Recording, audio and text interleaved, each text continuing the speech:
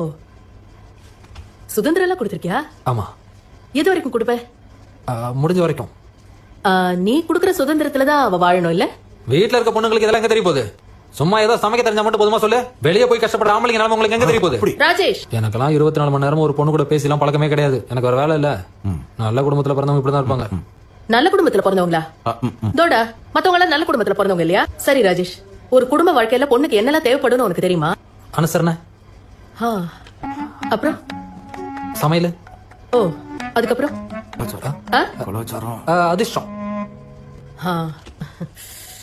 நல்ல குடும்பத்துல பிறந்தவனே உனக்கு வாங்கினதுல போதாது, அதான் அவகிட்ட அடி வாங்குற. அண்ணனா? ஆமா.